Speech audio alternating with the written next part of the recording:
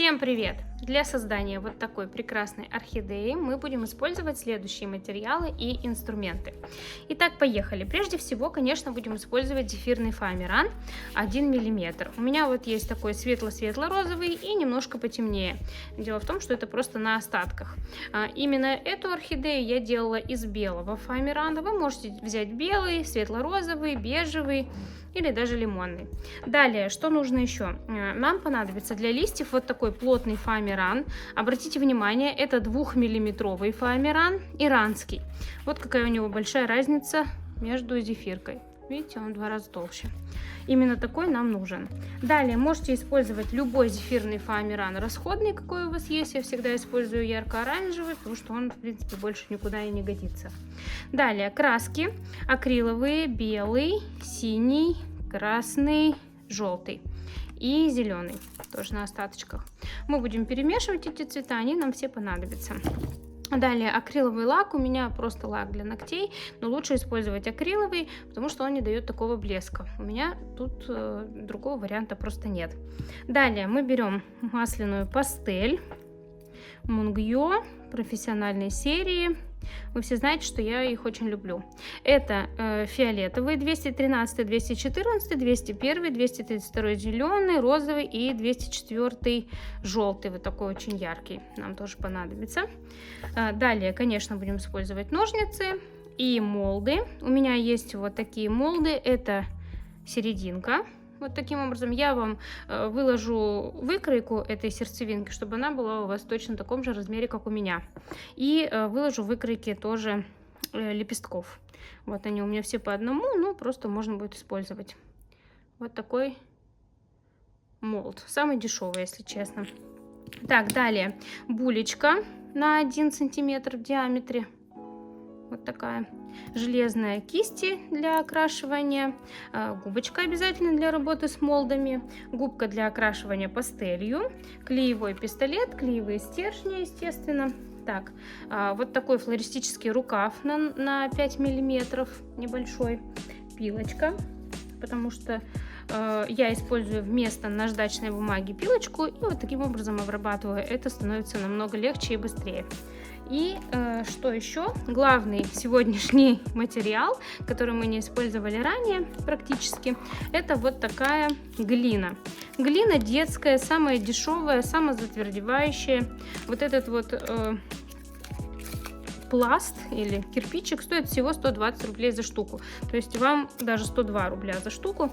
Вам хватит его на миллион лет. Так что я вот совсем чуть-чуть его использовала. Поэтому это дешевый, хороший, в принципе, материал. В работе ведет себя спокойно и легко. Единственное, что после открытия пачки обязательно нужно закрывать крышкой и препятствовать появлению кислорода, иначе она просто вся высохнет.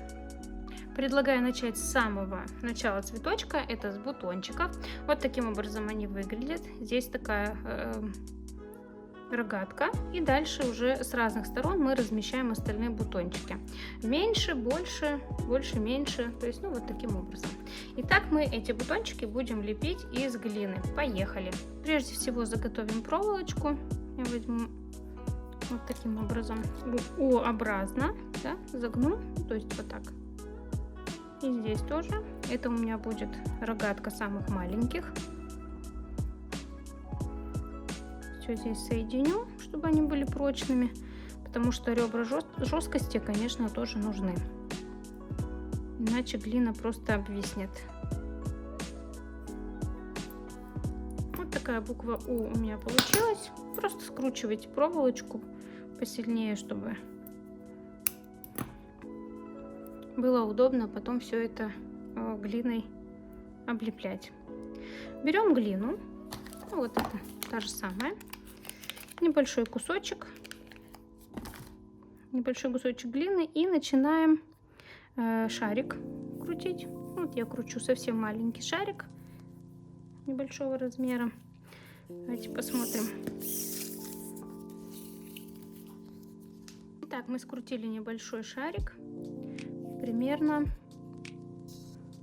5 миллиметров в ширину.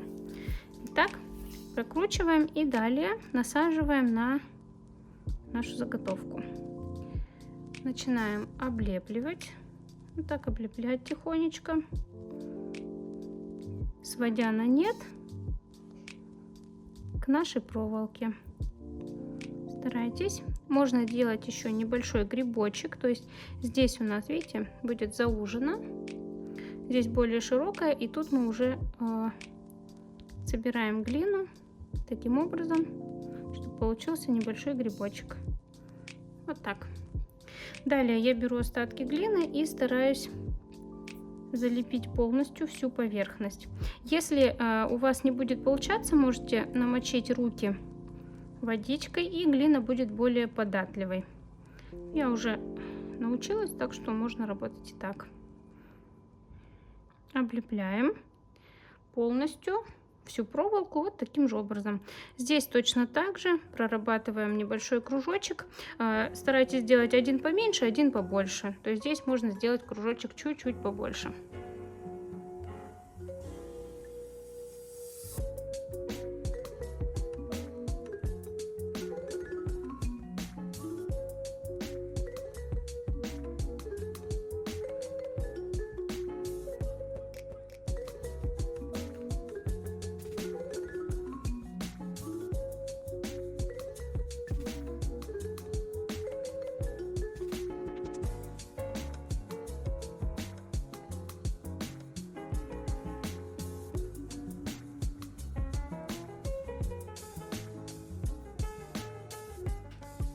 Далее я сделаю примерно 1 сантиметр нашей веточки из глины.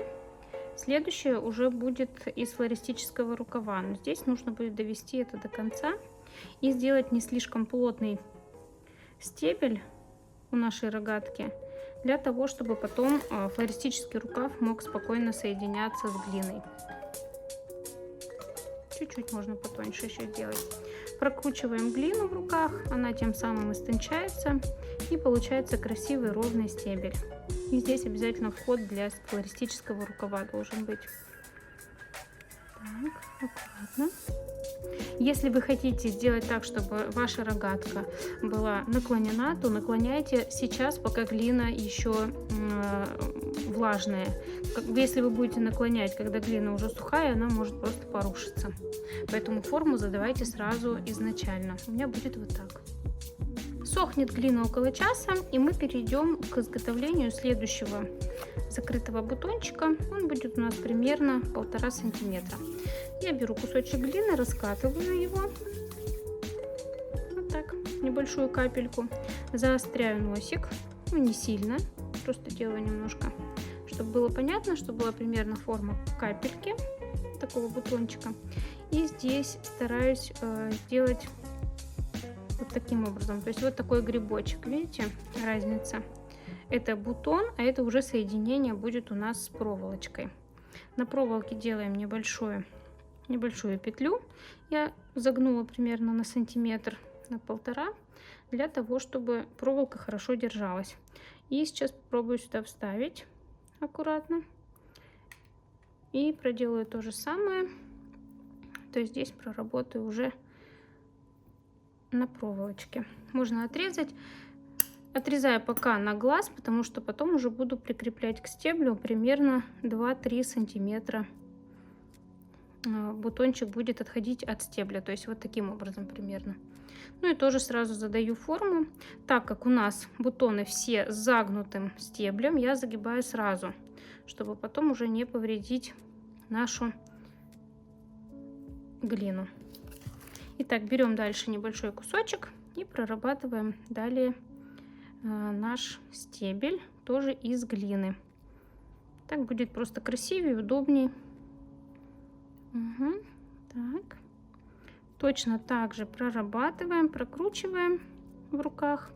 Я говорю, если глина вас не слушается вот таким образом, да, рушится, просто смочите пальцы водой, и тогда она снова станет влажной и очень послушной. Вот таким образом задаем форму обязательно стебля изначально. Я сделаю так.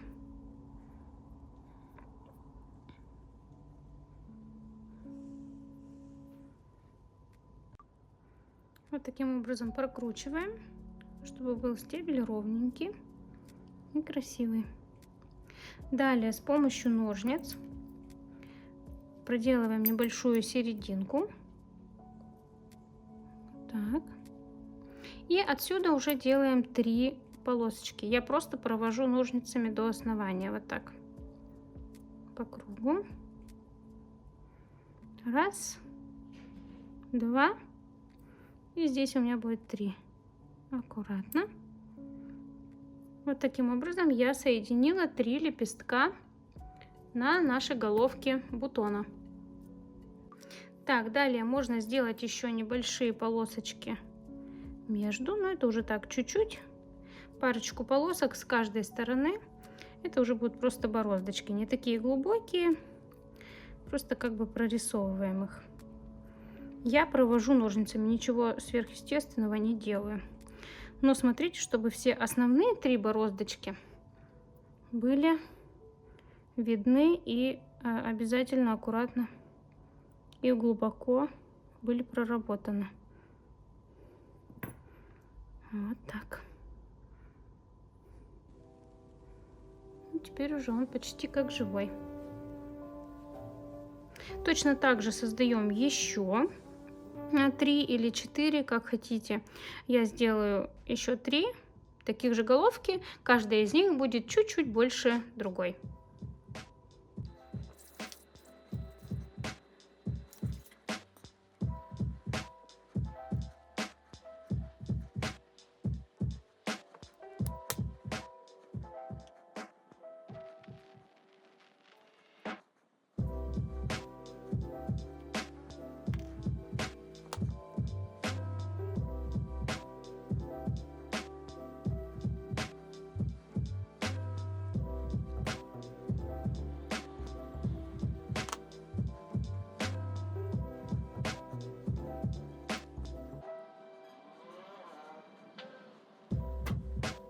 Пока сохнет глина, я предлагаю заняться нашими основными цветочками и наделать отпечатки с помощью молдов.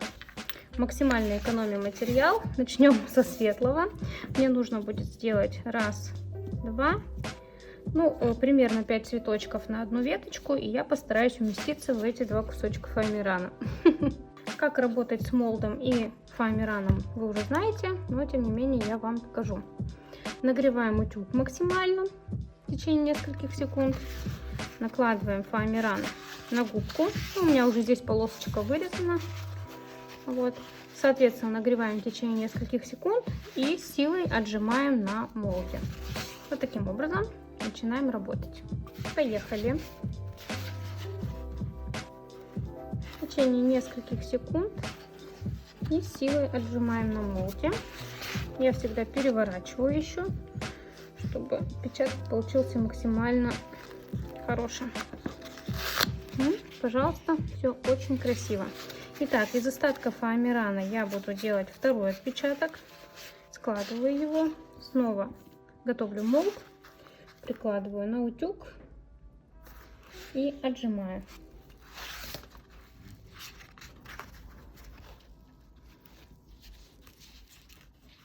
Аккуратно переворачиваем. Попало. Таким образом отрабатываем все наши заготовочки.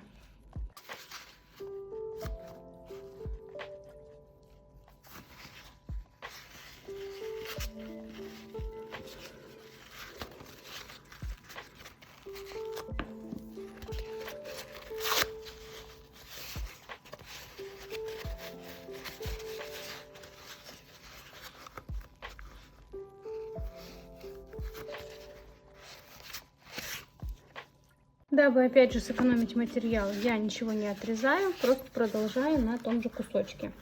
Итак, для одного цветочка нам нужна сердцевинка, 2 вот таких вот лепесточка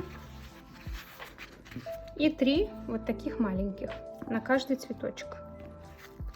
Так, идеально. Ну, соответственно, 2 таких и 3 таких мы делаем на каждый цветочек, считаем и отжимаем на молде.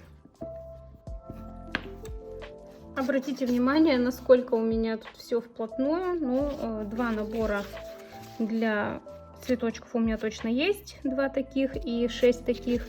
И здесь у меня светлые сердцевинки для 5 цветочков. Из этого кусочка я еще подумаю, что сделать. Может быть, сделаю полузакрытый бутончик. Перейдем к следующему, вот такому темно-розовому.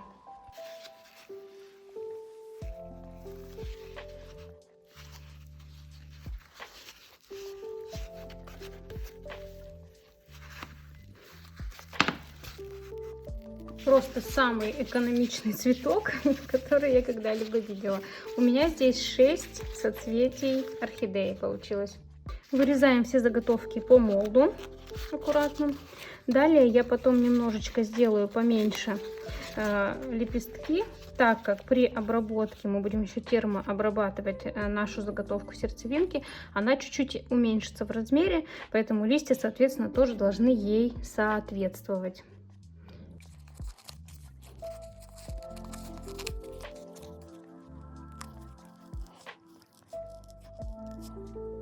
Сначала вырезаем по молду и потом будем уменьшать. Я вам выкройку конечного результата тоже дам. Я буду вырезать на глаз.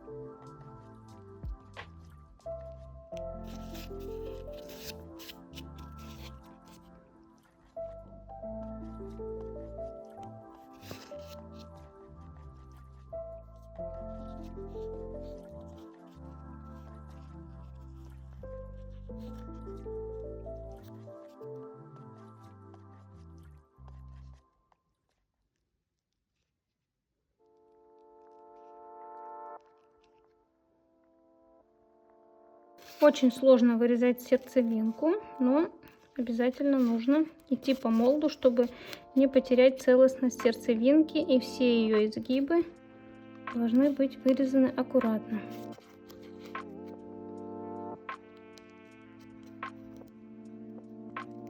Каждый элемент важен. Я вам сделаю такую же выкройку, вы будете по ней работать. Аккуратно. Каждый изгиб нужно обязательно проработать. Вот тут такая лапка краба, я ее называю, и головка.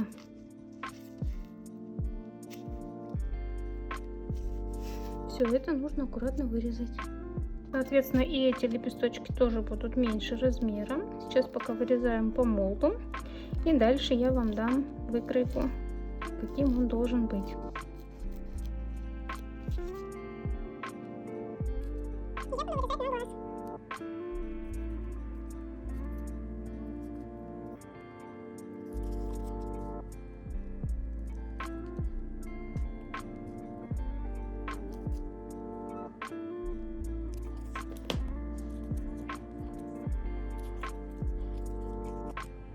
Забыла упомянуть, у меня здесь отпечаталась немножко краска с молда на лепесток. Она нам абсолютно не нужна. Я пробовала просто разные способы окрашивания через молд. Мне понравился другой, поэтому здесь ничего страшного, пусть они будут, но мы будем пользоваться другим способом тонировки. Вот так у меня получилось. Я покажу вам 2 примера. Вот так у меня получилось. Я покажу вам 2 примера окрашивания на более светлом и на более темном розовом. Для того, чтобы окрасить нашу сердцевинку, нам понадобится фиолетовый, можно 2 разных, розовый и желтый. Итак, что мы делаем? Наносим на одну часть фиолетовый 2 цветов. Хорошенько. И тихонечко, очень осторожно проходимся по краю. Аккуратно. Втаптывающими движениями обязательно хорошенько окрашиваем. Делаем это так, чтобы краска была, чтобы вся эта краска была очень и очень плотно нанесена. Чем плотнее, тем лучше. Я немножко наношу губкой, немножко наношу самой пастелью. Это нужно для того, чтобы пастель была наиболее темной. Итак, можно растушевать губкой. Окрашиваем пока вот эти круглые части и только чуть-чуть, обратите внимание, только чуть-чуть снаружи. То же самое мы делаем здесь. Здесь уже побольше с обратной стороны. Побольше фиолетового. Втаптывающими движениями. И губочкой все растушевываем хорошенько. У меня здесь два цвета, два фиолетовых. Сразу видно уже градиент. Так. Далее берем розовый. И здесь проходимся прямо губочкой. Не до конца, оставляем место. Там у нас будет желтый цвет. Здесь мы переходим тоже градиентом на фиолетовый. Точно так же поступаем здесь. Аккуратно, очень нежный фоамиран может порваться. Так, наносим, окрашиваем. Чем лучше окрасите, тем будет качественней ваша сердцевинка. Так, то же самое проделываем здесь по краям хорошенечко. Так, проходимся можно прямо пастелькой. Здесь вообще полностью можно окрасить, только аккуратно держите фоамиран, иначе какая-то из частей может просто оторваться. Хорошенько. Здесь дальше все розовым. Просто прям закрашиваем. Чем плотнее нанесете, тем лучше. Ну, здесь, соответственно, тоже розовый чуть-чуть. Оставляем серединку не окрашенной, она у нас будет желтая. Здесь розовым и фиолетовым. Прям так. И кончики тоже оставляем, они будут тоже желтыми. Вот так у нас получается.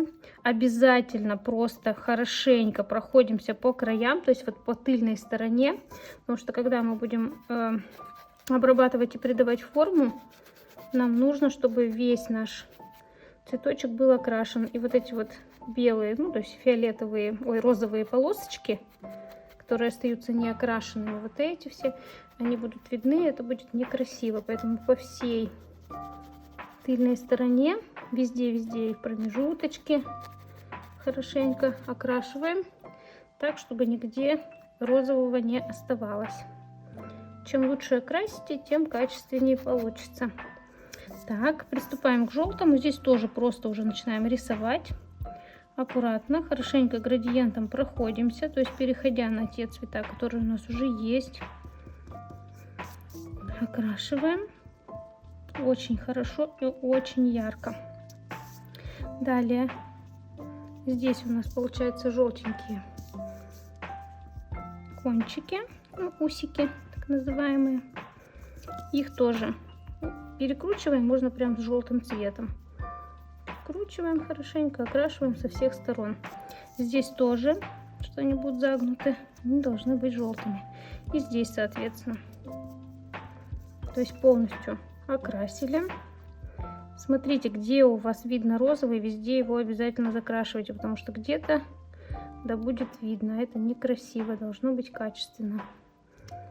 Вот такая красота. Это у нас получается тыльная сторона. А вот тыльная — это сторона самая главная, самая красивая и яркая. Обратите внимание, чтобы у вас везде был градиент. Точно так же обрабатываем все остальные. Видите, какая разница? Все остальные наши заготовочки.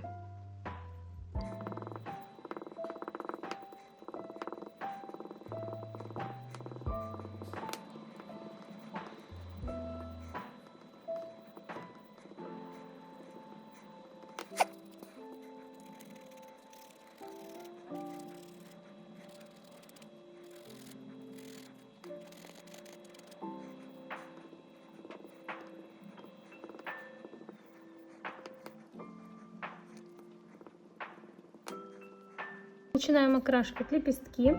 Итак, берем розовый, наносим на губочку и фиолетовый на другую сторону.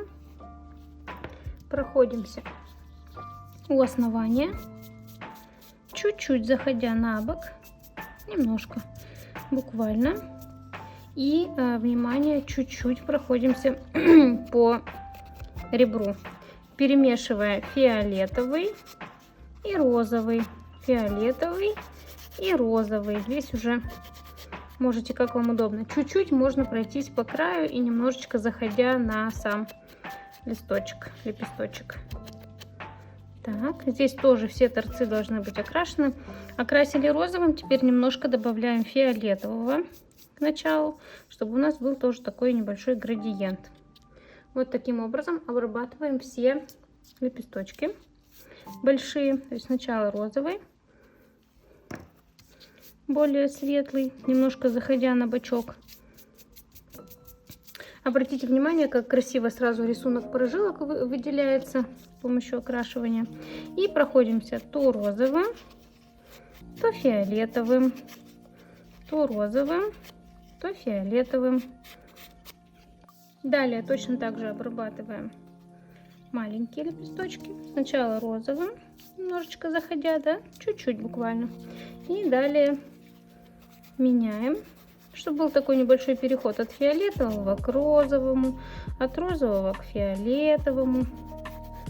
Вот такой красивый градиент.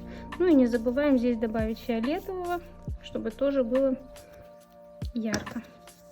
От темного, да, более светлому. Вот так. Здесь уже можете экспериментировать, кому как нравится. Но мне нравится, когда из темного в светлый переходит. И точно так же обрабатываем здесь. Соответственно, сначала розовый посветлее, да, потом фиолетовый чуть-чуть потемнее добавлю. Вот такой градиент уже получился. И дальше из фиолетового в розовый по краешку. И тут точно так же из фиолетового в розовый. Где-то тут фиолетовый встретился. То есть, ну, здесь экспериментируйте, смотрите, как вам больше нравится. Точно так же окрашиваем более темные вот у меня лепесточки. Итак, наносим розовый. Немножко фиолетового к основанию добавляем. Далее по краешку проходимся фиолетовым и розовым.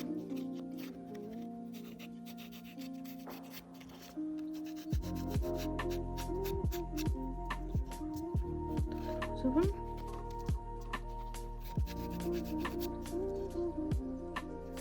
В целом разницы особой уже не видно, поэтому я думаю, что где-то будет чуть побледнее, тут чуть-чуточку потемнее лепесточки. Поэтому розовый даже в двух цветах при одном цветочке, при одном, не знаю, там кустике будет смотреться хорошо. Если вы попали в такую же ситуацию, как и я, у вас мало фоамирана одного цвета, то можете использовать близкие цвета и далее уже их окрашивать очень хорошо, перекрывая основной цвет, потому что у нас здесь фиолетовые орхидеи, цветочки, поэтому я не думаю, что основной цвет будет играть большую роль. Так, ну все, в общем-то, все точно так же. Вот пришло время сформировать красивую сердцевинку. Для этого нам понадобится булька. Это такая железная палочка с шариком. Продается в любом творческом магазине, ее еще используют для глины. Итак, прикладываем на горячий утюг нашу заготовку на несколько секунд и сразу же прорабатываем с булькой. То есть вот так вот закругляем. Вот что получилось. Вы видите, что она очень сильно уменьшилась в размере. Это то, о чем я говорила, что сердцевинка будет менять размер. Поэтому мы уменьшали размеры и лепесточков. Далее прикладываем вторую на несколько секунд и точно так же прорабатываем булькой. То есть закругляем. Под воздействием тепла и круглого предмета фоамиран приобретает вот такую круглую форму.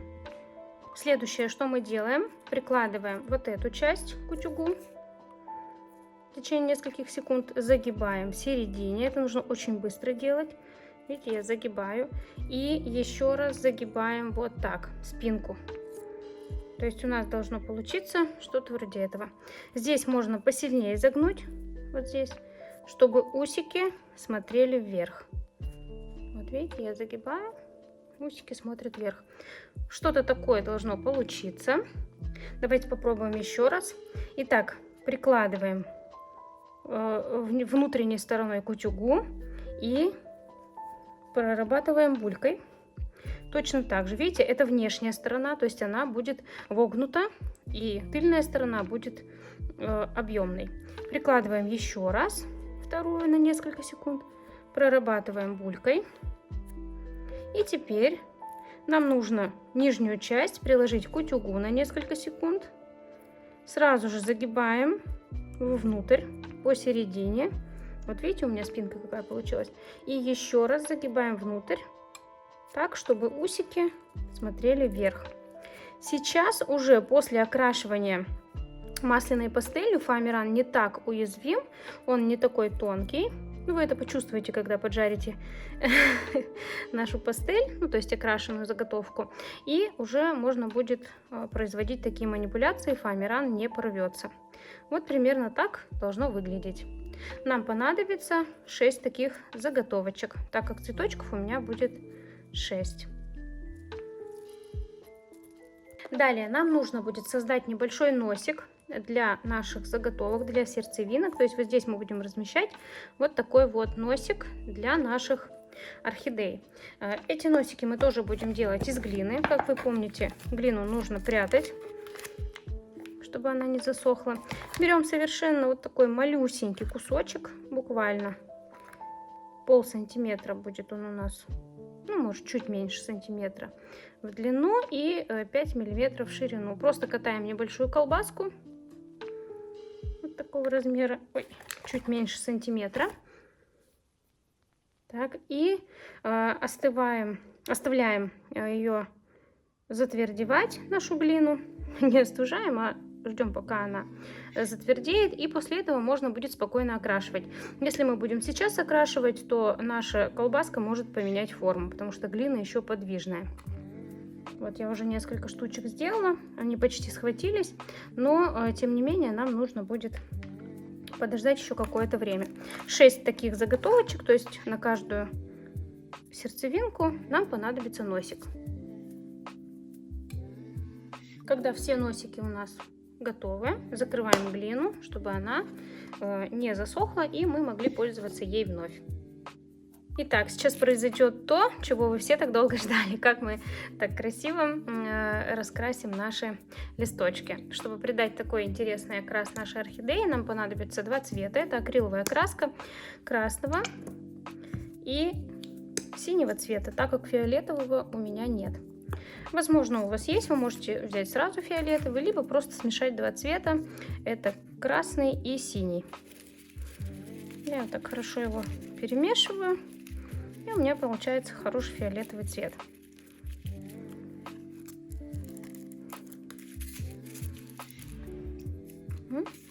Таким образом, что мы делаем? Сейчас раскладываем наши лепесточки и будем делать набрызг. Это первое, что мы делаем. Я использую такую широкую кисточку, прежде всего, и стараюсь хорошенько ее намочить для того, чтобы набрызг был хорошим. Прежде всего, я делаю большие капли, то есть вот так. Ну, несколько штучек, буквально на один лепесток достаточно. Это даже большие сильно получились. Так, и здесь тоже можно парочку разместить. Далее кладем наши лепесточки и делаем вот так. Просто об пальчик. Вы видите, как мелкие-мелкие капельки попадают на наши лепестки. Если капельки не попадают, значит, надо просто немножко еще сильнее смочить, да, чтобы получилось очень красиво. Это может быть довольно долгий процесс. Вы можете остановиться в любой момент, когда вы увидите, что вам капелек и вот таких вот такого красивого рисунка достаточно. Я немножко еще добавлю, потому что мне кажется, что можно еще чуть-чуть нанести. Можете наносить на отдельные части лепестка. Если хотите, можете немножко сбоку или немножко у основания, допустим, сделать больше, или на конце лепесточка сделать больше. Здесь все будет зависеть только от вас, как вам больше нравится. Можете пользоваться зубной щеткой, с помощью нее делать набрызг, но я с помощью кисти лучше контролирую количество брызгов, которые мне нужны. Поэтому я использую именно широкую кисть. вот таким образом, и мне очень удобно с ней работать. Листочек улетел. Аккуратненько. Ну, я думаю, здесь уже достаточно набрызга. Теперь в ход идет маленькая кисточка. Я просто набираю фиолетовый цвет. Тоже старайтесь сделать так, чтобы цвет был не очень насыщенным, чтобы краска напоминала акварель, то есть совсем полупрозрачная. Так, и теперь важный момент. Мы прорисовываем вот здесь небольшие полосочки, посередине они могут быть чуть побольше, краю чуть поменьше. Прорисовывайте. При высыхании у нас будет такой эффект акварели. То есть где-то будет потемнее, где-то поменьше. То есть тут уже вы, вольный художник, делаете так, как вам больше нравится. Но не забывайте о том, что обязательно вот тут вот краешек должен быть чуть-чуть потемнее всего остального лепесточка. Точно так же прорисовываем и здесь, тут чуть-чуть подлиннее, и уходим на нет.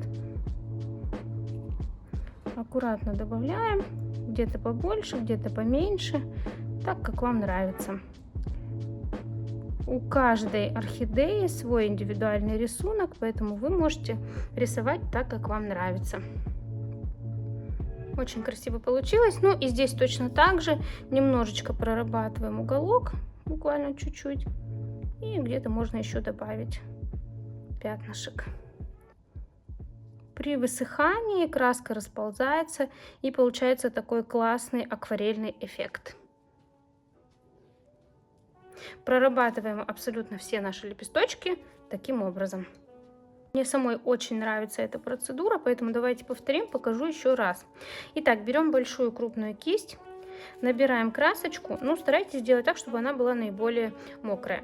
Делаем вот такие резкие движения и капаем, вот нужно еще набрать побольше, капаем несколько больших капель прямо на лепесток. Посильнее можете, вы будете контролировать кисть, когда уже поймете, как она работает, и аккуратно, чтобы у вас не было слишком крупных больших пятен, парочку больших можно добавить, вот так. И теперь снова хорошенько ее намочив, мы делаем небольшой набрызг. Тут уже будут у нас мелкие такие капельки, очень красиво получается.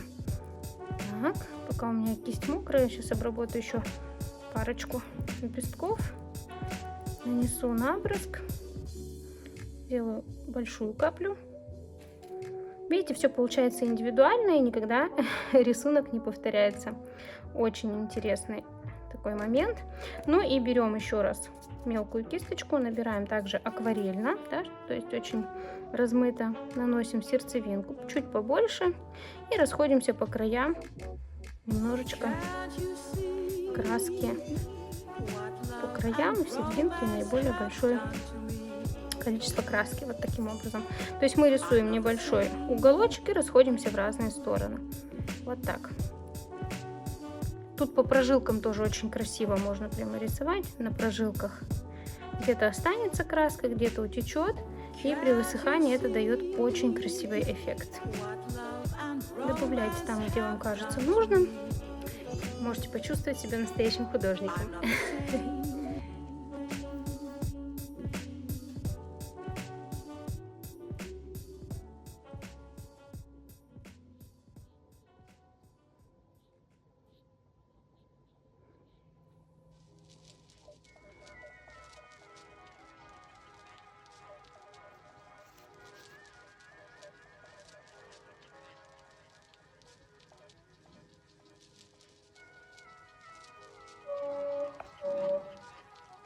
Обратите внимание, вот то, о чем я говорила, видите, после высыхания у нас такой акварельный эффект получился.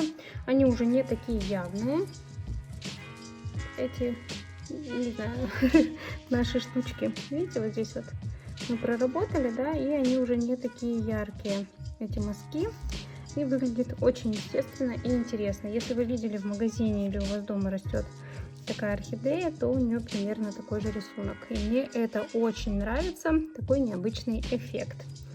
Итак, обратите внимание также, вот у нас яркий розовый, вот у нас светлый розовый, и после тонирования разница практически незаметна. Еще один важный момент. Итак, берем тонкую кисть, набираем довольно плотно краску, и здесь нам нужно просто проделать небольшие вот такие вот точечки, капельки. Точно так же украшаем нашу сердцевинку всевозможными точечками. Чаще всего они на светлой части, поэтому мы на желтой делаем максимальное количество этих точек. Можно еще даже вот здесь немножко захватить, если получится, прямо на хвостике. Тоже несколько точек поставить.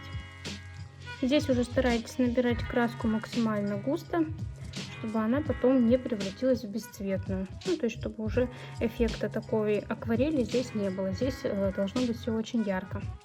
Точно так же прорабатываем все остальные наши заготовочки. Набираем краску и ставим точки в произвольном, хаотичном порядке. Но стараемся делать это на желтой части. Там, где у нас желтеньким прокрашено. И на усиках тоже. Чем больше и ярче вы сделаете, тем красивее будет смотреться. Вот видите, вот у меня усик получился прокрашенным, и этот я тоже стараюсь прокрасить. Пока наши красивые заготовочки убираем в сторону, берем желтую пастель, номер 204, наносим ее хорошенько на пальчик и потихонечку прокручиваем наши засохшие заготовки. Также можно просто взять пастель и хорошенечко окрасить полностью поверхность нашей заготовки. Здесь как вам удобно, но когда окрашиваешь пастелью, ярче становится цвет. Поэтому я окрашиваю и потом стараюсь вот таким образом руками все это распределить. Окрашивайте поярче. Чем ярче окрасите, тем красивее получится. Вот таким образом все наши заготовки нужно проработать. Сейчас уже глина схватилась, так что можете не бояться. Прокатывайте ее в руках, между пальчиками, окрашивайте. С ней уже ничего не случится. Итак, видите, разница какая? Вот у нас белая заготовочка, вот уже желтенькая. Точно так же все окрашиваем, все оставшиеся наши заготовки на каждый цветочек.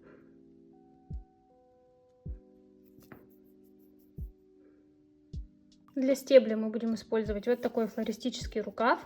Прежде всего его нужно отработать наждачной бумагой или, как я, с помощью пилочки для ногтей. Так просто очень удобно. Мы тем самым проделываем вот небольшие бороздочки, и краска лучше ложится на флористический рукав. Именно поэтому нужно обязательно отработать или наждачной бумагой, самой мелкой, или вот как я это делаю. Но обязательно весь флористический рукав, который вы будете использовать, нужно вот так обработать. Здесь ничего сложного нет, я думаю, вы быстро и легко справитесь. Зато у вас краска будет ложиться идеально.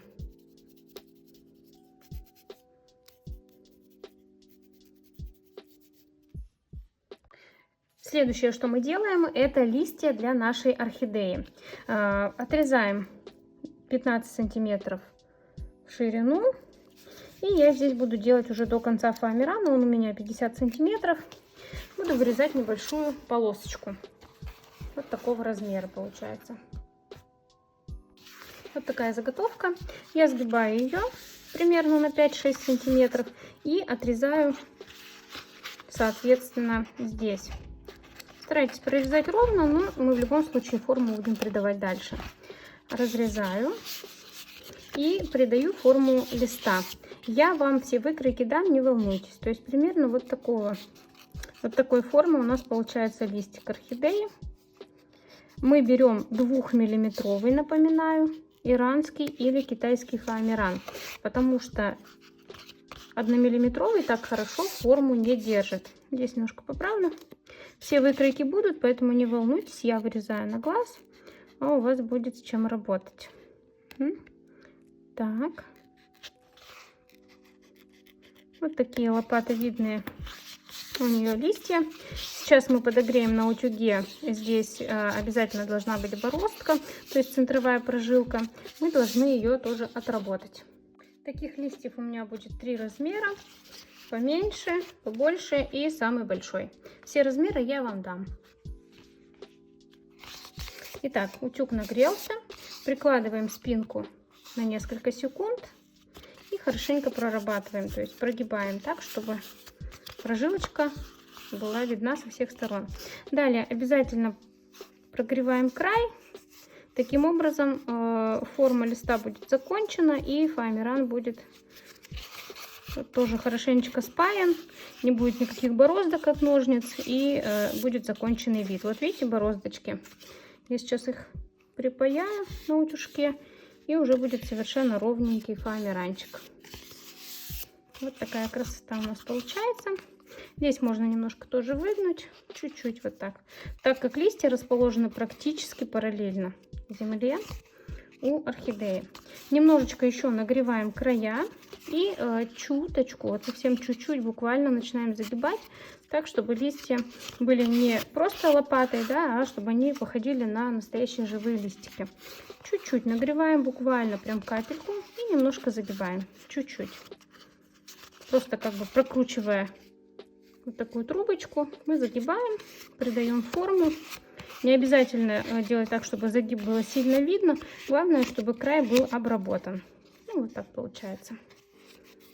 Такие красивые листочки. Пока утюг у нас все еще горячий, мы сделаем вот такие вот корешки для нашей орхидеи, которые будут вот так вот торчать из нашего горшочка. Для этого берете любой фоамиран светлый, который вы не используете, который не жалко. Отрезаете полоску, ну, примерно 10 сантиметров в ширину и 4 сантиметра, 4-5 сантиметров в длину. Вот таким образом получается небольшой прямоугольник. Такой прямоугольничек у меня получился. Прикладываю его на утюг полностью и губкой прижимая, начинаю откатывать назад вот такую вот сосисочку, полосочку. Обязательно прокатываю, чтобы он был сильно нагрет. И дальше тихонечко растягиваю и отпускаю. Растягиваю и отпускаю. Можно даже сильно растянуть и отпустить. Видите, получаются вот такие бороздочки, такие интересные, интересная бахрома или что-то, какой-то рисунок. Пока горячий фоамиран, можно его еще покрутить на пальце, чтобы он принял такую форму загнутую. Вот такая красота у нас получилась. Настоящий корень после окрашивания будет не отличить. Я точно знаю, что многие мастера покупают специальные вайнеры, туда наливают глину или клеевой стержень расплавленный. Но эти вайнеры стоят около 1000 рублей, поэтому я решила сэкономить ваши деньги и сделать это из фоамирана. Причем такой кусочек нам в 10 рублей даже не выйдет. Все, очень реалистично, красиво. Мы сейчас покрасим его и будет уже совсем не отличить. Отрезаем лишнее. Кончик можно чуть-чуть заострить немножко. Если он получился слишком острый, вы его подогреете на утюге и закруглите, как вам удобно, как вам нравится. И тогда он уже будет совсем настоящим. Вот такой вот корешок. Я сделала 3 штучки разного диаметра и разной длины, чтобы они торчали по-разному. Вы можете сделать столько, сколько вам хочется. Вот у меня есть еще длинная полосочка. Фоамиран всегда ведет себя по-разному и растягивается по-разному, поэтому вот из такого кусочка у меня получился большой корень. Далее наша задача окрасить листья. У меня очень темный зеленый цвет, и окрашивать я буду в 2 слоя, для того, чтобы цвет был действительно насыщенным. Фоамиран — это пористая поверхность, как вы знаете, да? Вот тут даже видно. Краска может утекать и становиться полупрозрачной. Поэтому мы окрасим дважды в очень темный плотный цвет. Старайтесь прям очень много набирать краски и как можно меньше воды, чтобы цвет был очень плотным и закрывал весь фоамиран. Но в любом случае, я говорю, мы будем окрашивать в 2 слоя с 2 сторон зеленой краской. Здесь, я думаю, никакой сложности нет. Мы ничего не перемешиваем, просто берем очень темный зеленый цвет. Краска у меня называется зеленый темный. Вот и все. Зеленая темная краска. Это акрил. Мы пользуемся только акриловыми красками. Так как масло очень долго сохнет, я люблю использовать акрил. Мне нужно, чтобы все было быстро. Ну, эффект, в принципе, очень даже хороший. Мы все это заглянцуем лаком, и тогда поверхность будет гладкая, красивая, очень напоминающая настоящий лист орхидеи. Итак, окрашиваем плотно, ну уже достаточно плотно, но после высыхания, я думаю, будут небольшие пробелы, так как краска, говорю, утекает в нашу губку, в наш фоамиран, поэтому будем делать второй слой. Все, сейчас сохнем и окрашиваем вторую сторону.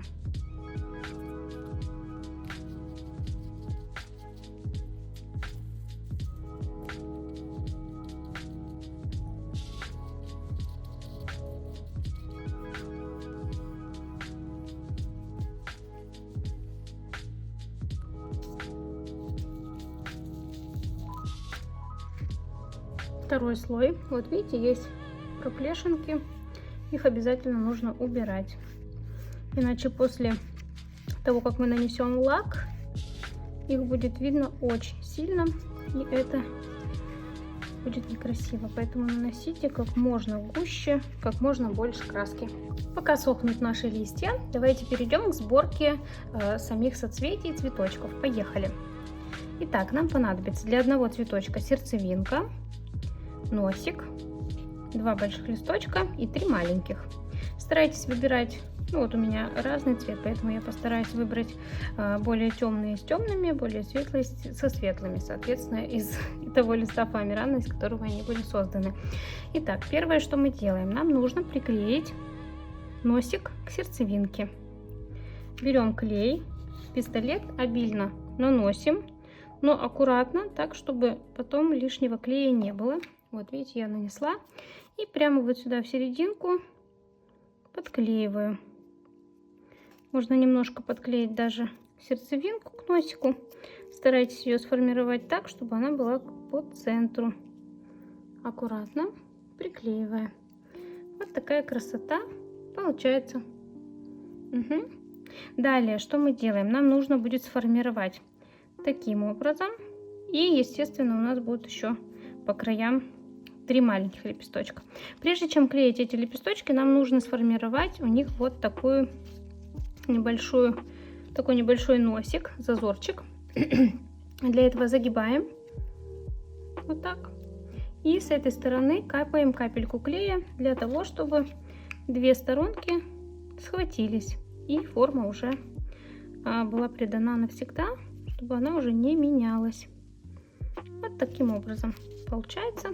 То есть, видите, у нас лепесточек уже даже загнулся так, как нам надо, чтобы было естественно и очень похоже на натуральную орхидею. Со всеми остальными листочками проделываем то же самое. Загибаем. Тут даже есть такая ложбинка специальная у молда, поэтому вы не промахнетесь. Так, капаем капельку клея, буквально чуть-чуть, и зажимаем хвостик вот таким образом.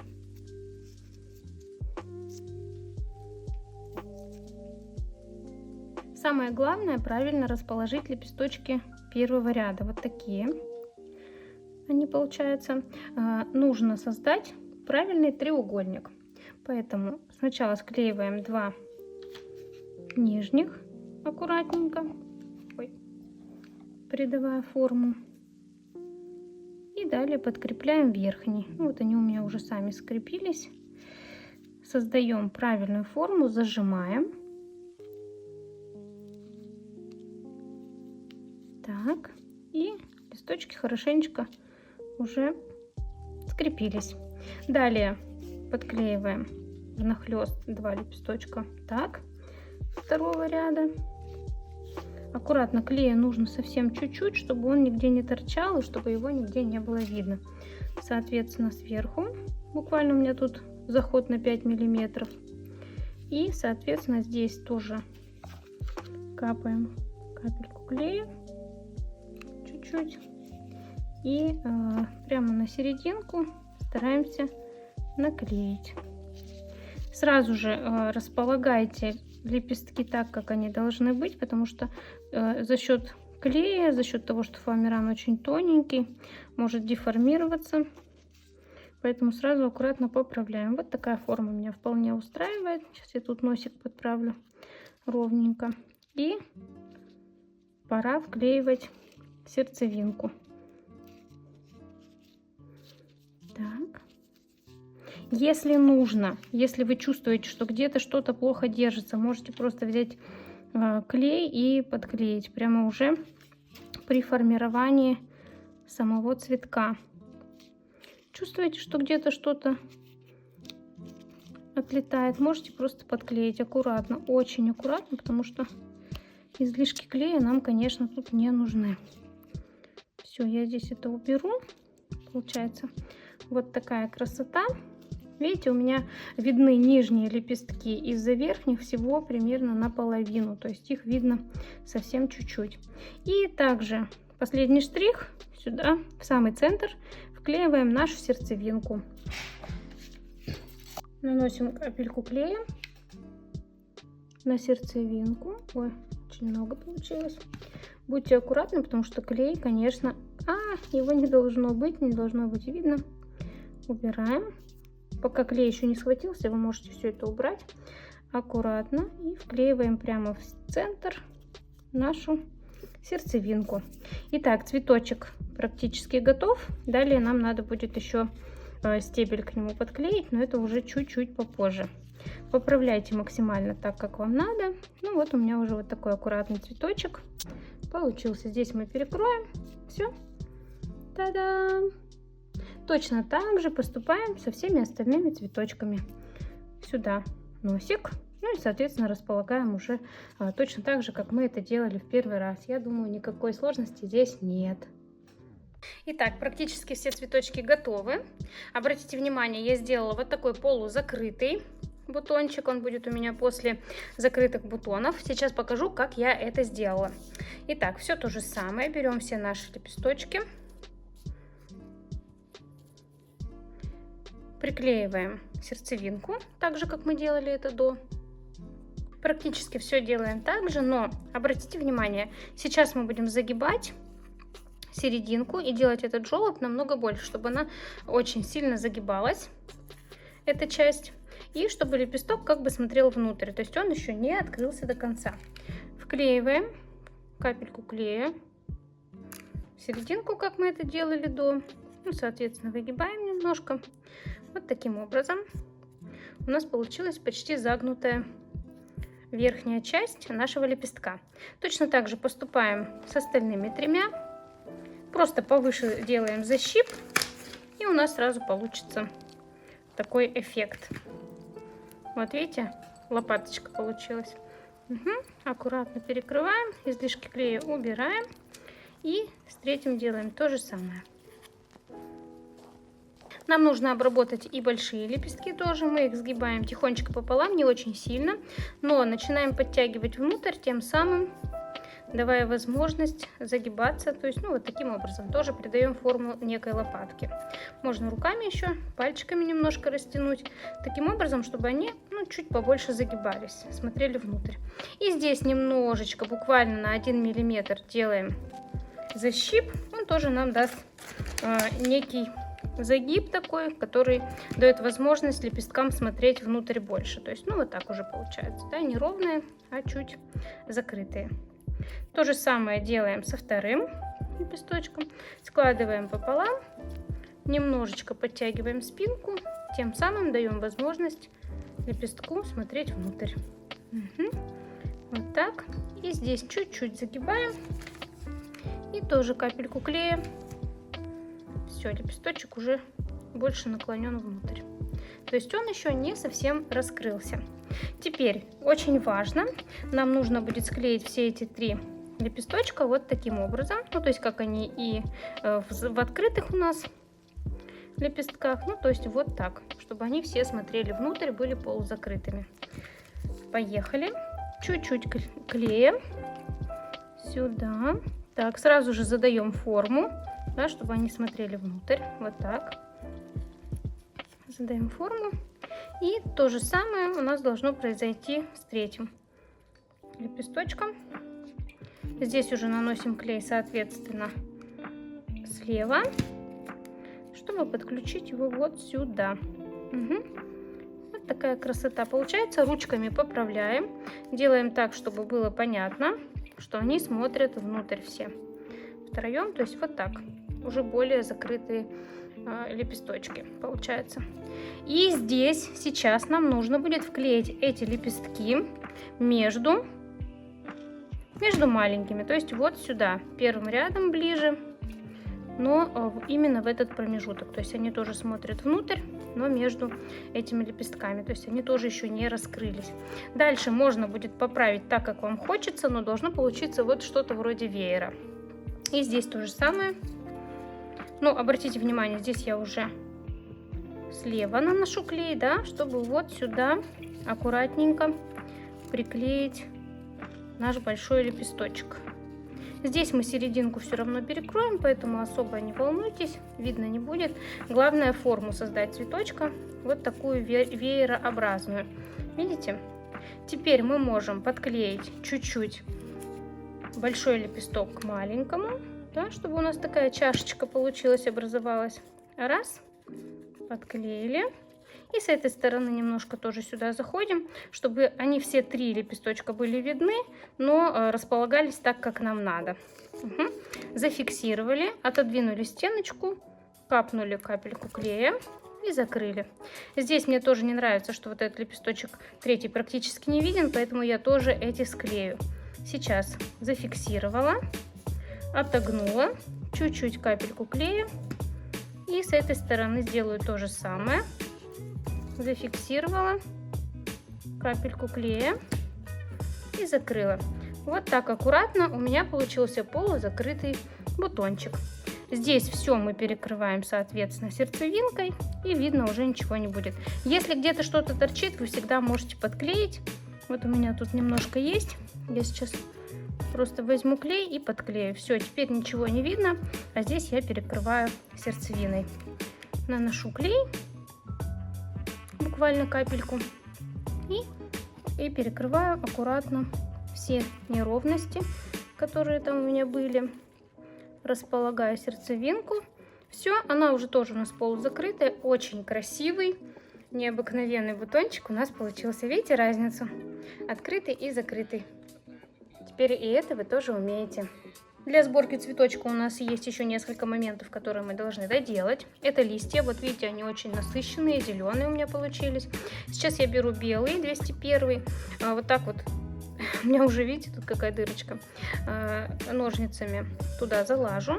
И набираю на ножницы белую пастель и просто провожу полосочку. Аккуратно провожу. Может быть, ее не так сильно должно быть видно, чуть-чуть совсем. Но центровая прожилка должна быть белой, чтобы ее было хорошо видно. Вот таким образом обрабатываем все наши листочки. На всех обязательно, нужно подкрасить, на всех обязательно должна быть центровая прожилочка. И берем 232 номер, проходимся по торцу, он практически такого же цвета, чуть-чуть посветлее. И закрашиваем весь торец, чтобы листочек наш был готов полностью аккуратно. Как только вы прокрасили весь торец, нужно будет заглянцевать все это дело. Соответственно, наносим лак. У меня обыкновенный лак, вы используете акриловый. И просто обязательно все глянцуем, чтобы у нас был законченный вид. К тому же листья у орхидеи, они такие очень глянцевые, как будто игрушечные. Поэтому нам надо хорошенько все это заглянцевать и придать вот такой блеск листьям, чтобы они были настоящими. Все аккуратно прокрашиваем. И здесь уже никаких сложностей, я думаю, у вас не возникнет. Каждый листочек с тыльной стороны нужно будет прокрасить. Наша задача покрасить корни. Они желто-зеленого цвета, ну, либо бывает даже с белым. У меня слишком яркий получился. Сейчас я добавлю немножко белого. И у нас будет такой супер светлый зеленый, либо светло-желтый такой цвет, оттенок. И мы полностью окрасим нашу заготовку корня. Перемешиваем активно. Ну, вот примерно такой бело-зелено-желтый цвет у нас должен получиться.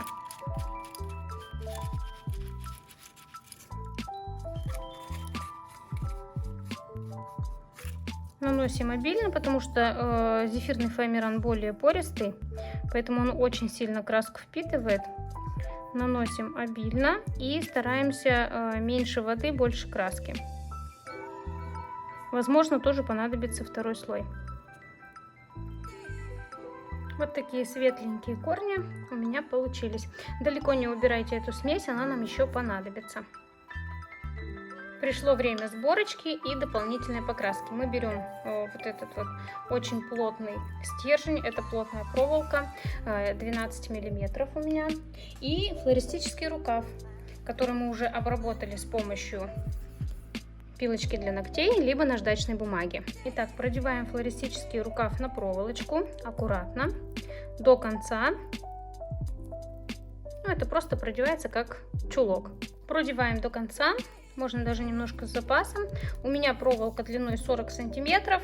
Это просто остатки. Если вы можете больше, то возьмите побольше, потому что чем длиннее орхидея будет, тем будет реалистичнее. Но 40 сантиметров тоже, я думаю, достаточно. Вот такая красота получается. Теперь мы берем наши заготовки, которые мы делали из глины. И прежде всего нам нужно будет сюда в флористический рукав приклеить нашу рогатку, которая будет самым началом веточки орхидеи. Надеваем до конца флористический рукав, это обязательно, чтобы он был даже немножко с запасом. Очень все в натяг, поэтому он может и выходить. Ну, может с другой стороны пойти другим путем и с другой стороны, соответственно, вставить. Я отрежу немножко, ну, оставлю буквально сантиметра 2, вставляю сюда, вот так вот. Видите, у меня хорошо вошел, но потому что я знаю размер и старалась подобрать размер флористического рукава и таким образом поработать с глиной, чтобы она хорошо сюда вошла. Но тем не менее нужно хорошо это все зафиксировать, обязательно термоклеем. Хотя довольно плотно сидит, но я тем не менее термоклей сюда нанесу аккуратно в стык. Потом его разглажу и тем самым зафиксирую очень хорошо, чтобы уже точно никуда ничего не упало и не сломалось. Нужно подождать несколько секунд, пока термоклей высохнет, и ручками хорошенько разглаживаем. Разглаживаем стык таким образом, чтобы он был ровным. Уже хорошо смотрится, все, ничего никуда не упадет. Обязательно изогните вот таким зигзагом свой стебель, ну, примерно 2-1,5 сантиметра между ними. И далее можно уже фиксировать точно так же наши заготовочки. Ну, здесь у меня маленький, соответственно, он был вторым, это был первым, вторым, это будет третьим. И я вот сюда добавляю аккуратно, вот таким образом. Далее проделываю отверстие с помощью ножниц в месте, где мы хотим разместить наш следующий бутончик. Я думаю, что это будет где-то вот здесь. Проделываем небольшое отверстие аккуратненько. Вот оно. Его хорошо видно. Далее отрезаю лишнее. Ну, оставляю буквально полсантиметра для того, чтобы хорошо зафиксировать. Вставляем. Проверяем так, как нам нужно, в какую сторону должен смотреть наш бутончик. Ну, в общем-то, меня, в принципе, все устраивает. Далее берем термоклей, вливаем его в отверстие аккуратно. Ну, потом можно будет убрать лишнее. Нам главное сейчас все хорошо зафиксировать. Зафиксируйте так сразу, куда он будет смотреть, чтобы дальше мы уже повернуть его не сможем. Здесь аккуратно, конечно, убираем остатки клея, распределяем их так, чтобы не было видно. Здесь мы все подкрасим, и клея точно не будет видно, но зато бутончик хорошо зафиксируется. Так, раз, два. Точно так же крепим на следующий изгиб третий бутончик. Да, вот вам видно. Угу. И последний, четвертый, получается, у меня будет здесь. Вот таким образом мы клеим все наши бутончики. Этот у меня упал и немножко треснул, поэтому я его зафиксировала термоклеем, потом тоже закрасим, видно не будет.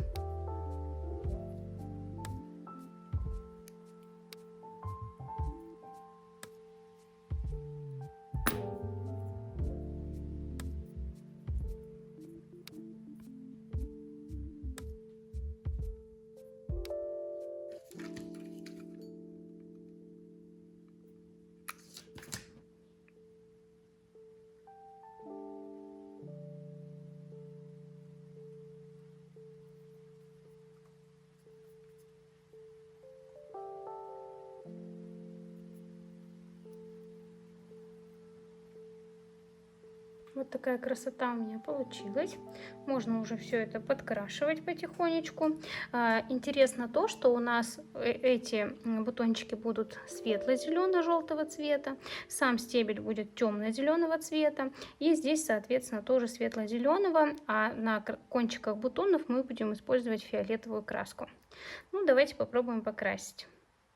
Помните краску, которую мы разводили? Я добавила немножко еще желтенького. Светло-желто-зеленым цветом мы покрываем нашу верхнюю часть. Можно даже еще посветлее взять. Вот таким вот красивым зелено-желтым мы покрываем нашу рогатку. Цветочки, бутончики расцветают прямо на ходу. Получается очень красиво. Буквально до шейки вот здесь перекрываем, а дальше у нас будет темно-зеленый цвет уже на самом флористическом рукаве. Так, полностью окрашиваем аккуратно. Вот такой цвет. Пока цвет однородный, дальше мы добавим немножко желтого, чтобы у нас появились блики, чтобы он был не таким однотонным. Вот такая красота. Угу. Далее возьмем чуть больше с белым. Вот здесь вот уже такой более белый цвет. Немножечко я его сюда еще добавлю, так, с бликами и разводами, чтобы был чуть-чуть посветлее. Угу. И полностью перекрываю нашу заготовочку таким цветом. Угу. Все очень красиво. Так, этим же светлым цветом мы окрашиваем обязательно наши бутончики здесь. Светло-зеленым, желтым. Полностью пока покрываем именно вот таким цветом. И, соответственно, их маленькие стебелечки здесь тоже до большого основного стебля.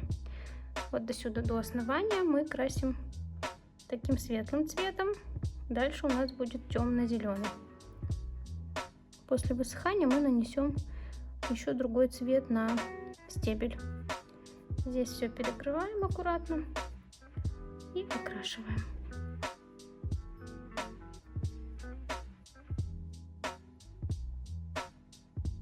Далее можно покрасить стебель в более темный цвет, темно-зеленый. Тот, который у нас основной, который был на листьях. Просто чистый темно-зеленый цвет. Вот такой, видите разницу? Можно покрыть стебель аккуратно.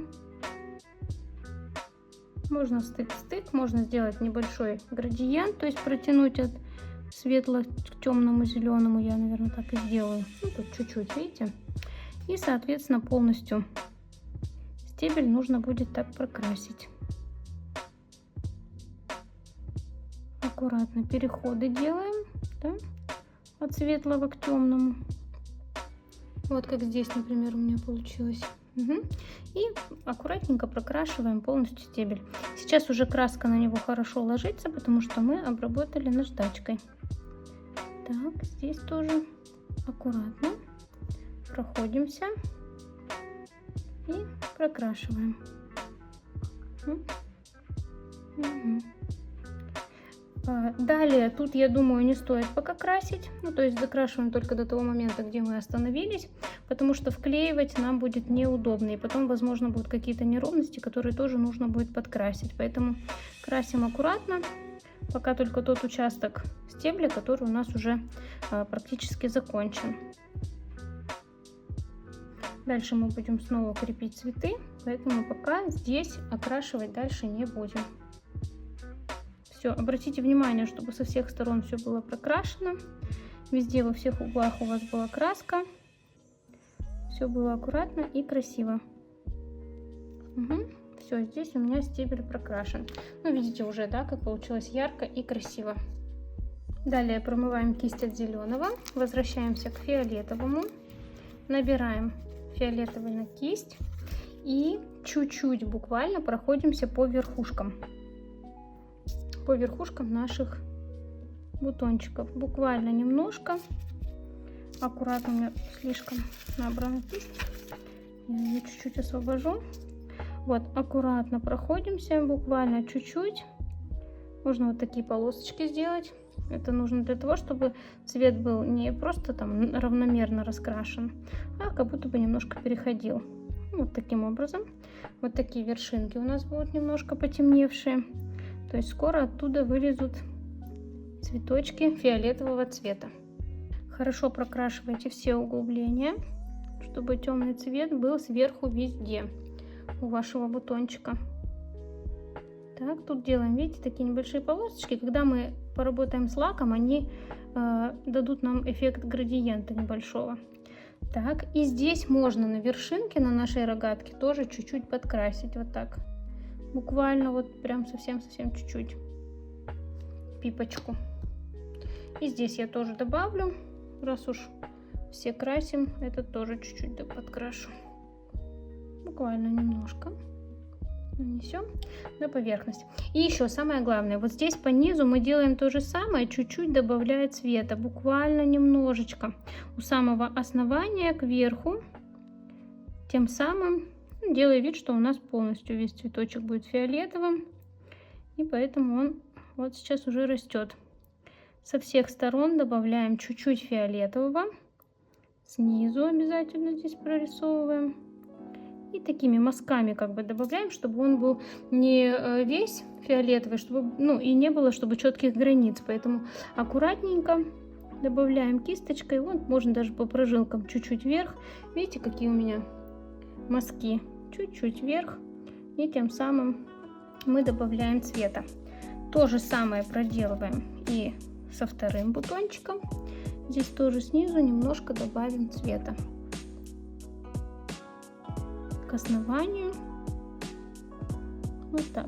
Чуть-чуть добавляем и тем самым подкрашиваем, оживляем цветочек. Чуть-чуть буквально со всех сторон обязательно нужно подкрасить. Бутончик принимает, видите, форму, уже цвет. Вот я не прокрасила и видно белое, так не должно быть. Обязательно проверяйте работу, чтобы все было прокрашено до конца. Здесь тоже. Все, здесь можно не добавлять снизу, потому что он еще весь зелененький. А эти два больших бутона мы снизу тоже прокрашиваем. Вот такая красота.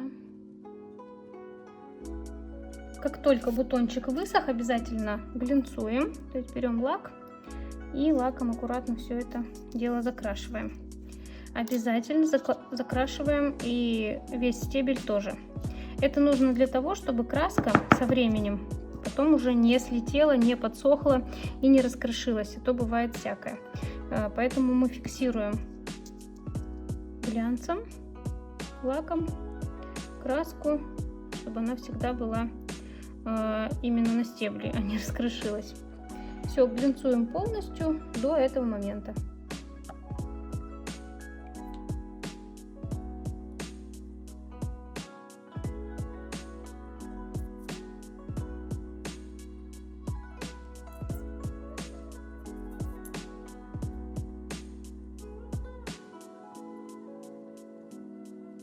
Ну что, видите разницу? Вот как красиво уже стало, да? Как настоящий. Вот такая красота. Итак, сейчас нам будет нужно прикрепить все наши цветочки. Соответственно, их тоже нужно будет крепить на небольшие стебли. Возьмем нашу проволочку 0,8 мм, отрезаем полосочки, ну, примерно по 5-6 сантиметров. Чуть меньше, чуть больше, как вам удобнее.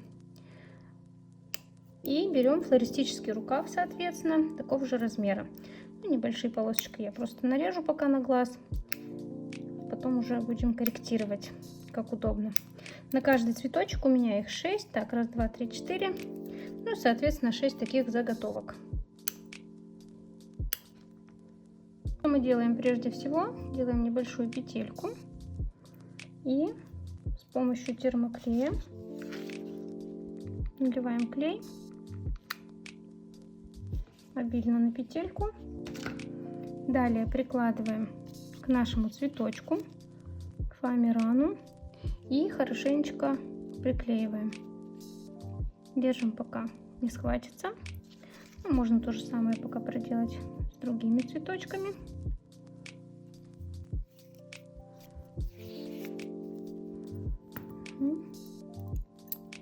Можно взять побольше. проволоку сантиметров на 7, потому что что-то маловато мне показалось. Точно так же капаем клей и приклеиваем. Здесь мы все перекроем, поэтому не волнуйтесь. Все. Держим и приклеиваем. Обрабатываем все наши цветочки точно так же. Когда вы видите, что фоамиран хорошо схватился, берем полосочку нашу, отрезаем на уголок вот таким образом. И надеваем сверху. Так. Далее можно будет просто этим уголочком перекрыть все наши неровности. Но прежде нужно будет все окрасить тем светлым цветом, который мы с вами до этого замешивали. Вот такой. Поехали.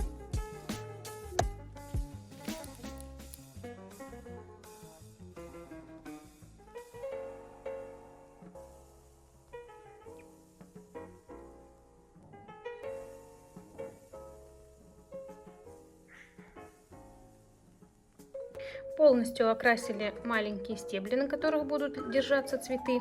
Теперь обязательно нужно их залакировать, для того, чтобы краска лучше держалась. Ну и в целом это будет намного симпатичнее. Придадим небольшой глянец.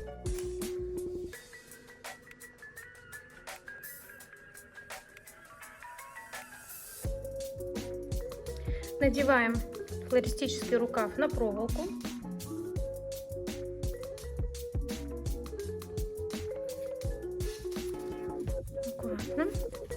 И обратите внимание, здесь мы все полностью перекрываем из-за нашего уголочка, который мы отрезали изначально. То есть здесь у нас под угол отрезан флористический рукав, именно поэтому здесь все можно спокойно перекрыть и уже никаких неровностей не будет видно. Здесь нам тоже нужно будет сделать срез на уголок, но во внутренней части, то есть вот так наоборот. Это нужно для того, чтобы легко можно было крепить к основному стеблю нашего растения. Точно так же наметили и аккуратно срезаем под углом 40 градусов. Вот так. Далее очень аккуратно капаем капельку клея, буквально чуть-чуть, и размещаем наш уголок, стараясь максимально перекрыть всю поверхность нашего цветочка, и чтобы ничего не было видно. Все неровности, чтобы закрылись за стеблем. Вот таким образом. Дальше с помощью проволоки можно изгибать все возможно, как вам нравится, и придавать цветочку ту форму, которая вам нужна. Видите, здесь все аккуратно со всех сторон. Очень красивый получился у нас цветочек. Все цветочки я уже надела на флористический рукав, и некоторые уже даже примерила на нашем стебле.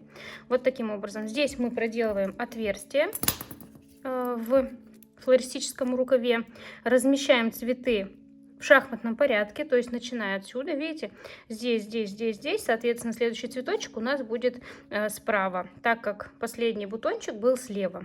Проделываем с помощью ножниц во флористическом рукаве небольшое отверстие. Вот видите, у нас же здесь срез под углом, все очень удобно. Вставляем, размещаем, присматриваемся, как будет размещен у нас цветочек, и капаем капельку клея на место стыка цветочка. И все, можно уже приклеивать цветочек таким образом, как он будет у вас расположен. Все, мне вот так нравится. Я просто держу до того момента, пока клей не схватится. Излишки клея можно убрать, но в целом соединение флористического рукава — это совершенно несложная процедура. Просто капаем клей, и все, уже цветочек на месте. Точно так же поступаю здесь. У меня уже есть отверстие. Мне нужно только капнуть капельку клея и разместить цветочек. Не бойтесь, клей можно будет потом убрать лишний, если он появится. Так, размещаем. Вот место стыка. Держите, пока клей не схватится, потому что пока он горячий, еще в плавном состоянии. И пока еще клей до конца не высох, лучше убрать излишки. Все, крепко держим. Несколько секунд. Все, цветочек уже размещен. Точно так же располагаем и большие цветочки в шахматном порядке. Чуть ниже, примерно 2 сантиметра между цветочками нужно оставлять. И далее размещать их вниз по стеблю. Ну все, я разместила все свои цветочки. Теперь самая сложная работа. Нам нужно будет окрасить весь этот стебель в темно-зеленый цвет. Почему мы не окрасили его ранее? Потому что здесь везде может быть где-то клей, его нужно подкрасить. Может быть где-то отошло, тоже нужно будет подделать. Поэтому мы ждем, пока полностью высохнет все, и обязательно подкрашиваем уже после того, как разместили цветы. Это, конечно, усложняет работу, но это единственный выход. Аккуратно берем краску самого темного цвета и начинаем окрашивать стебель со всех сторон, очень-очень аккуратненько. Можете взять поменьше, кисть у меня большая, но мне ей удобно раскрашивать. Я вот немножко захожу, видите, на маленькие стебли светлого оттенка, но это нормально. У гортензии, у орхидеи так и есть. Поэтому подкрашиваем очень аккуратно. Можно подождать, пока высохнет одна сторона, потом перевернуть и окрашивать с другой стороны.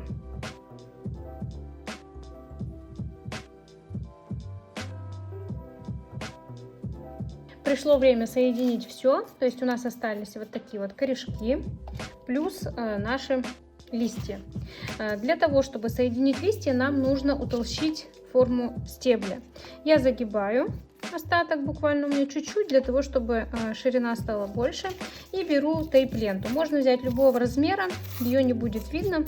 И полностью обмотать наш стебель примерно сантиметра 2-3 шириной, для того, чтобы стебель стал намного толще и на него было удобно крепить наши листья. Вот таким образом я уплотнила край. Обязательно тейп-ленту фиксируем, краешек ее клеем, иначе она может раскрутиться и не так хорошо схватиться. Поэтому мы ее фиксируем. Далее можно брать самый маленький листочек и, нанося клей, вот таким образом вклеивать. Все, наносим и вклеиваем. Поехали.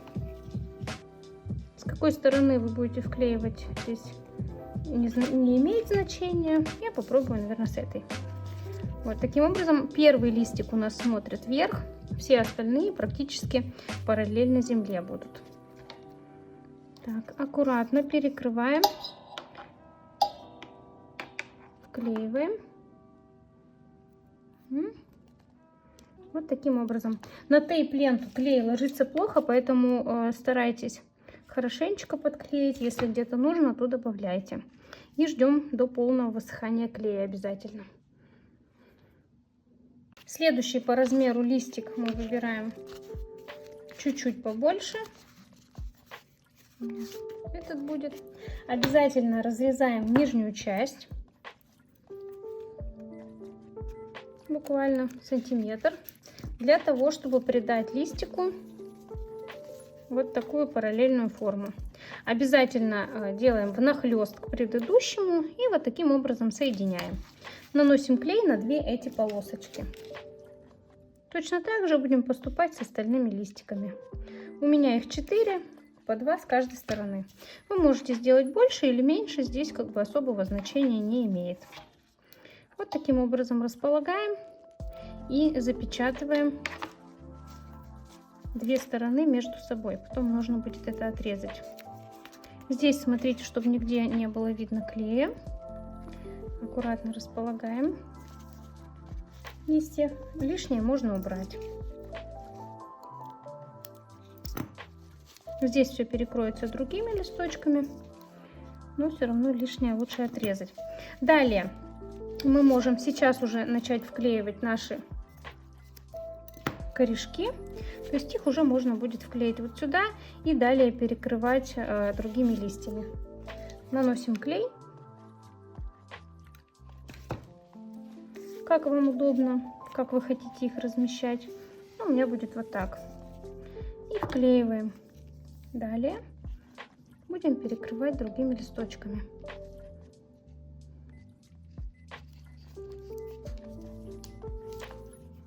Третий листочек располагаем точно так же, здесь перекрывая полностью все. И то, откуда растет наш корень, и другие листочки. Но обязательно нужно вот так делать внахлёст, друг на друга, как бы в шахматном порядке.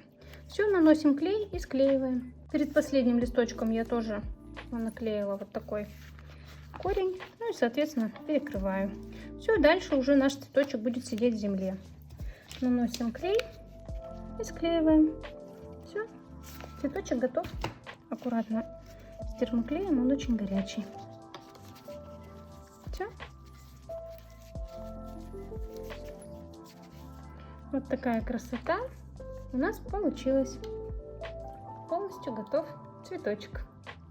Располагайте его в прозрачном горшочке, чтобы он напоминал живую орхидею. Все.